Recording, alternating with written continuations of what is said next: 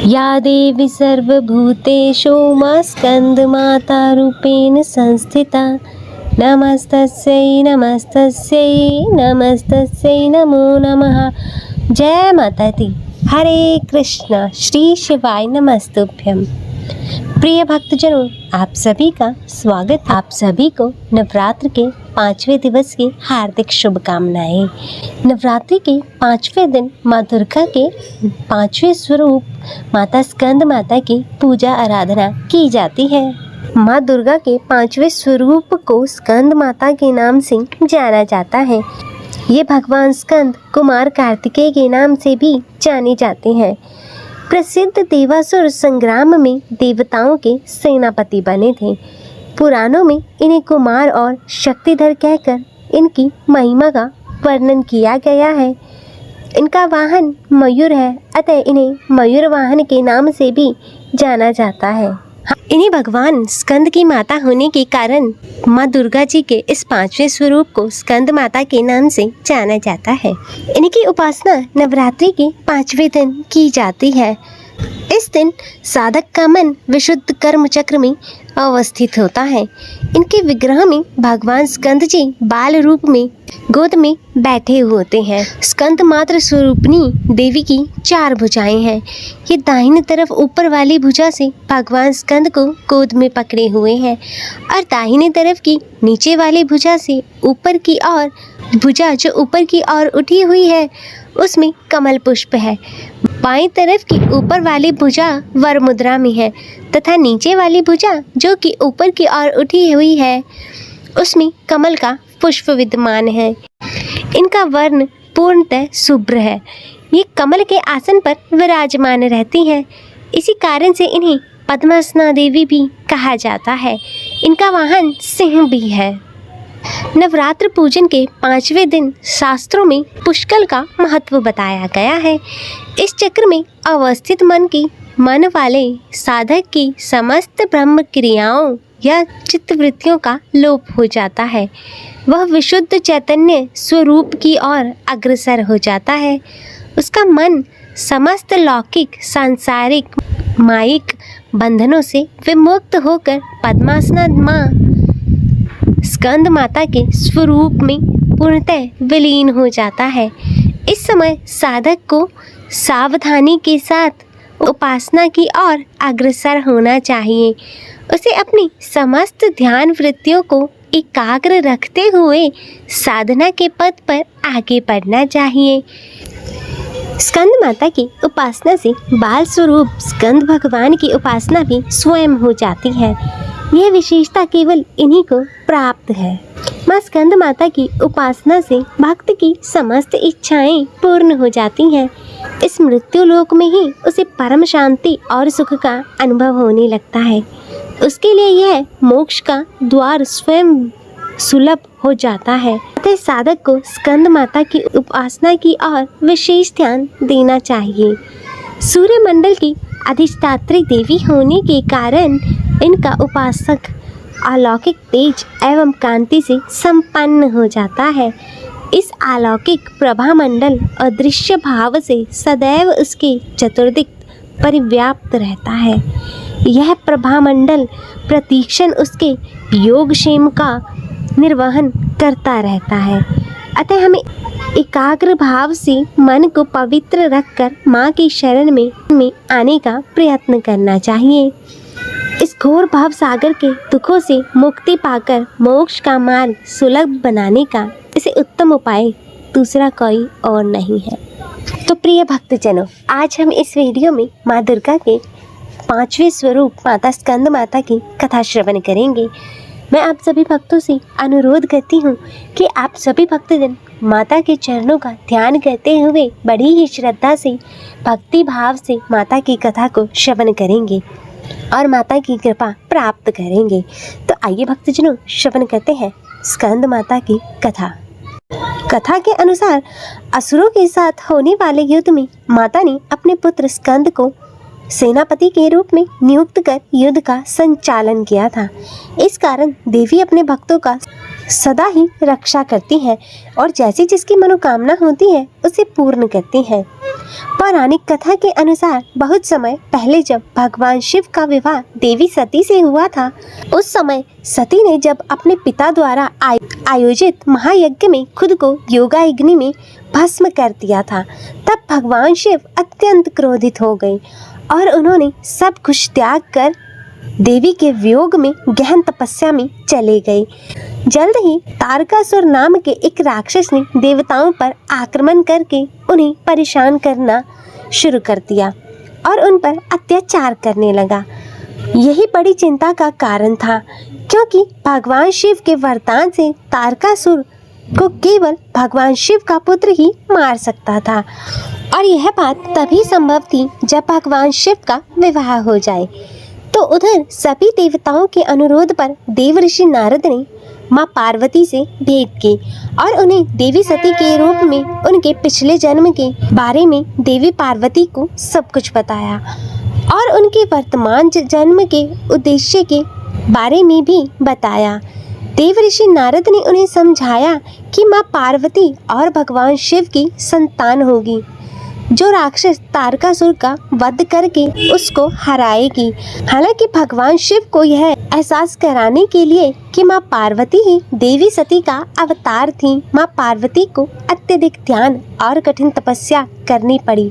उन्होंने अन्न जल का त्याग कर दिया, 1000 से भी अधिक वर्षों तक घोर तपस्या की। कई बार उन्होंने केवल जल और वायु का सेवन करके ही तपस्या की। अंत में भगवान शिव ने उनके समर्पण को स्वीकार किया और देवी पार्वती से विवाह करने के लिए तैयार हो गए। जब भगवान शिव की ऊर्जा माँ पार्वती के साथ संयुक्त हुई तो एक उग्र बीज का जन्म हुआ। वह बीज इतना गर्म था कि अग्नि के देवता भी इसे छू पाने में असमर्थ थे। उन्होंने इसे गंगा जी को सौंप दिया, जिन्होंने इसे बीज को सुरक्षित रूप से संभाल कर और इसे सरवन अर्थात रेडो के जंगलों में बो दिया। यहाँ पर वह 6 बहनों द्वारा उस बीज की देखभाल की गई, जिन्हें कृतिका माता के रूप में भी जाना जाता था। समय के साथ उग्र बीज एक बच्चे के रूप में परिवर्तित हो गया, क्योंकि कृतिकाओं ने उनकी देखभाल की थी, इसलिए उस बच्चे को भगवान कार्तिकेय के रूप में जाना जाने लगा और जल्द ही भगवान कार्तिकेय को देवताओं की सेना का सेनापति बनाया गया और उन्हें तारकासुर को हराने के लिए विशेष प्रकार के अस्त्र शस्त्र प्रदान किए गए। कार्तिकेय जी ने अर्थात भगवान स्कंद ने तब तारकासुर के साथ एक भयंकर युद्ध किया और अंत में तारकासुर राक्षस को मार डाला और इसी प्रकार उन्होंने देवताओं के अधिकार उन्हें फिर से वापस दिए। क्योंकि कार्तिकेय जी का जन्म एक गर्म बीज से हुआ था, इसीलिए उन्हें स्कंद के नाम से जाना जाने लगा, जिसका अर्थ होता है संस्कृत में उत्सर्जक, और उनकी माता पार्वती को स्कंद माता के नाम से जाना जाने लगा। देवी स्कंद माता की यह कथा माँ और पुत्र के एक अद्भुत रिश्ते का प्रतीक मानी जाती है। जब भी भक्त स्कंद माता का पूजन करते हैं तो उनकी गोद में विराजमान उनके पुत्र भगवान स्कंद की अपने आप ही पूजा हो जाती है। इस प्रकार भगवान स्कंद की कृपा के साथ साथ भक्त स्कंद माता की कृपा का भी आनंद लेते हैं। अगर कोई भक्त बिना स्वार्थ से माता का पूजन करता है तो माँ उसकी सभी मनोकामनाएं पूर्ण करती हैं और उसे सुख और समृद्धि का आशीर्वाद देती हैं तथा उनकी रक्षा करती हैं। माता की गोद में विराजमान भगवान स्कंद हमेशा बाल रूप में ही रहते हैं। आइए इसे जानते हैं। इससे जुड़ी एक कथा, वह कभी बड़े क्यों नहीं होते, इसके बारे में भी एक कथा बहुत ही प्रचलित है। कहते हैं कि ऐसा एक श्राप के कारण हुआ था। एक बार भगवान शिव और माता पार्वती खेल रहे थे, जिसमें भगवान शिव अपना सब कुछ हार गए और हारने के बाद वे गंगा जी के किनारे चले गए। इधर कैलाश पर्वत पर भगवान शिव को ना पाकर भगवान कार्तिकेय जी को बड़ी ही चिंता हुई। पूछने पर माता पार्वती ने उन्हें सब कुछ बता दिया। सारी घटना जानकर कार्तिकेय जी शिव जी के भगवान शिव जी के पास गए और उनसे वापस लौटने की प्रार्थना करने लगे। तब भगवान शिव ने कहा, अगर उनकी वे सभी हारी हुई वस्तुएं उन्हें वापस मिल जाएं, तो ही वह कैलाश पर्वत पर वापस आएंगे। इसके बाद कैलाश पर्वत पर वापस आकर कार्तिकेय जी ने माता पार्वती के साथ खेल खेल में ही भगवान शिव की सारी वस्तुएं जीत ली और भगवान शिव को वापस कर दी। इधर पार्वती जी भी शिव जी के कैलाश पर्वत से चले जाने के कारण बड़ी ही चिंतित हुई। जब गणेश जी ने अपनी माता को उदास देखा तो उनसे उदास होने का कारण पता कर तब वह भगवान शिव जी के पास जाकर उनकी व्यथा पूछने लगे। उधर शिव जी पुनः पार्वती जी से खेल की इच्छा व्यक्त करने लगे और इस बार खेल में शिव जी जीत गए। भगवान गणेश जी ध्यानपूर्वक सारा खेल देख रहे थे। तब उन्हें पता चला कि यह सब तो भगवान विष्णु की माया से हो रहा था और उन्होंने यह सारी बात देवी पार्वती को बता दी। इधर पार्वती जी ने क्रोध में आकर भगवान शिव को श्राप दे डाला और कार्तिकेय जी को भी सदैव बाल रूप में ही रहने का श्राप दे डाला। कहते हैं कि तभी से कार्तिकेय जी हमेशा बाल अवस्था में ही दिखाई देते हैं। हालांकि इस खेल में हार जाने पर भगवान शिव को देवी पार्वती ने जो श्राप दिया था उसके अनुसार गंगा जी की धारा का बहाव सदा भगवान शिव के मस्तक पर बना रहेगा। देवी पार्वती ने साथ ही साथ देव ऋषि नारद को भी श्राप दिया कि वह कभी एक स्थान पर नहीं टिक सकेंगे और उन्होंने भगवान विष्णु को भी श्राप दिया कि आपका शत्रु रावण होगा और आपके हाथों ही रावण का विनाश होगा। इसी प्रकार देवी पार्वती के द्वारा दिए गए श्राप सभी को भुगतने पड़े थे। प्रिय भक्तजनों, बोलिए स्कंद माता की जय। प्रिय भक्तजनों, यह थी नवरात्रि के 5वें दिन सुनी जाने वाली नव दुर्गा के 5वें स्वरूप माता स्कंद माता की कथा। अतः ही स्कंद माता सभी पर अपनी कृपा बनाए रखना। आइए भक्तजनों, अब करते हैं माँ स्कंद माता की आरती। मैया जय स्कंद माता, मैया जय स्कंद माता, परम सुखदाई मैया तुमसे सब सुख आता। मैया जय स्कंद माता, शक्ति स्वरूपा माता, मोक्ष भक्त पावे, द्वार तिहारे आवे, खाली नहीं जावे। चार भुजाधारी माँ हस्त कमल सोहे, स्कंद संग में विराजे, छवि अति मन मोहे। मैया जय स्कंद माता। पंचम नवरात्रि में ध्यान भक्त हरे, मन वांछित फल पावे, मन वांछित फल पावे, कष्ट माँ दूर करे। मैया जय स्कंद माता। रूप निराला है माँ का, जन गुण गान करे, कर दो कृपा है मैया तुमरे द्वार खड़े। मैया जय स्कंद माता। विपदा हरती हो मैया जो मन से ध्यान करे, साधक नित हर्षाय, साधक नित हर्षाय, जय जय माँ की करे। मैया जय स्कंद माता। शिव योगी की शक्ति तुमको ही जग जाने, कार्तिक करे वंदन मैया ये जग माने। मैया जय स्कंद माता। तुम्हारी कृपा से धर्म हर पल ही जीते, तुम्हारी इच्छा से हम सब, तुम्हारी इच्छा से हम सब भक्ति रस पीते। मैया जय स्कंद माता। स्कंद माता की आरती जो कोई मन से गाए, भव बंधन से छूटे, नित्य सुख वो पाए। मैया जय स्कंद माता, ओम जय स्कंद माता, मैया जय स्कंद माता। परम सुखदाई मैया, तुमसे है सब सुख आता। मैया जय स्कंद माता, मैया जय स्कंद माता। आइए भक्तजनों, अब करते हैं दुर्गा चालीसा का पाठ।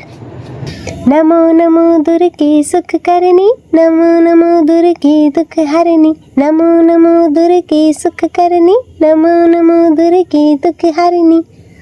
निरंकार है ज्योति तुम्हारी, निरंकार है ज्योति तुम्हारी, तिहु लोक फैली उजियारी, तिहु लोक फैली उजिया। शशि ललाट मुख महाविशाला, शशि ललाट मुख महाविशाला, नेत्र लाल भुकटी विकराला, नेत्र लाल भुकटी विकराला। रूप मात को अधिक सुहावे, रूप मात को अधिक सुहावे, दर्श करत जन अति सुख पावे। तुम संसार शक्ति लय की ना, पालन हेतु अन्न धन की ना, अन्नपूर्णा हुई जगपाला, तुम ही आदि सुंदरी बाला। प्रलय काल सब नाशन हारी, तुम गौरी शिव शंकर प्यारी, शिव योगी तुम रे गुण गावे, ब्रह्मा विष्णु तुम नित ध्यावे। रूप सरस्वती को तुम धारा, दे सुध बुद्धि ऋषि मुनिन उपारा। धर्यो रूप नरसिंह को अम्बा, प्रकट भई फाड़ कर खम्बा। रक्षा करी प्रहलाद बचायो, हिरण्याक्ष को स्वर्ग पठायो। लक्ष्मी रूप धर्यो जग माही, श्री नारायण अंग समाही। क्षीर सिंधु में करत विलासा, दया सिंधु दी जय मन आसा। हिंगलाज में तुम्ही भवानी, महिमा अमित न जात बखानी। मातंगी अर्धुमवती माता, भुवनेश्वरी बंगला सुखदाता। श्री भैरव तारा जगतारिणी, छिन्न भाल भव दुख निवारिणी। केहरी वाहन सोह भवानी, लागु वीर चलत अगवानी। कर में कप्पर खड़ग विराजे, जाको देख काल ढिर भाजे। सोहे अस्त्र और त्रिशूला, जाते उठत शत्रु ही शूला। नगर कोट में तुम्हें विराजत, तिहु लोक में डंका बाजत। शुंभ निशुंभ दानव तुम मारे, रक्त बीज संघन संहारे। महिषासुर निरप अति अभिमानी, जेहि अग भार मही अकुलानी। रूप कराल कालिका थारा, सेना सहित तुम तिहि संहारा। पड़ी काट संतन पर जब जब, भई सहाय मातु तुम तब तब। अमरपुरी अरुबा सब लोका, तब महिमा सब रहे अशोका। ज्वाला में है ज्योति तुम्हारी, तुम्हें पूजे सदा नर नारी। प्रेम भक्ति से जो यश गावे, दुख दारिद्र निकट नहीं आवे। ध्यावे तुम्हें जो नर मन लाई, जन्म मरणता को छुटी जाई। जोगी सुर मुनि कहत पुकारी, योग न हो बिन शक्ति तुम्हारी। शंकर आचार्य तप कीनो, काम और क्रोध जीत सब लीनो। निश दिन ध्यान करो शंकर का, काहु काल नहीं सुमरो तुम का। शक्ति रूप का मर्म न पायो, शक्ति गई तब मन पछतायो। शरणागत हुई कीर्ति बखानी, जय जय जय जगदम्बा भवानी। भई प्रसन्न आदि जगदम्बा, दई शक्ति नहीं कीन विलंबा।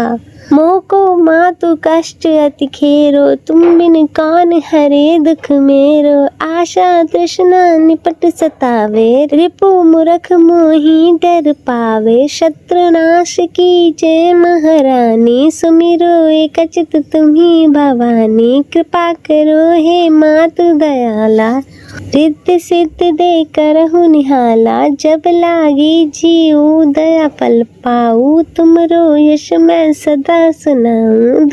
दुर्गा चालीसा जो कोई गावे, सब सुख भोग परम पद पावे। देवी दास शरण निज जानी, करम कृपा जगदम्बा भवानी। इति श्री दुर्गा चालीसा संपूर्ण।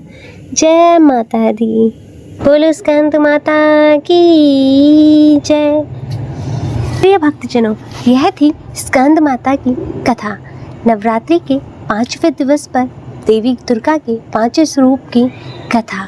तो मैं आशा करती हूँ आपको यह कथा पसंद आई होगी। वीडियो अच्छी लगी हो तो इसे लाइक करें और शेयर करें और कमेंट में जय स्कंद माता की लिखना ना भूलें और चैनल को सब्सक्राइब कर नोटिफिकेशन बेल को ज़रूर ऑन करें।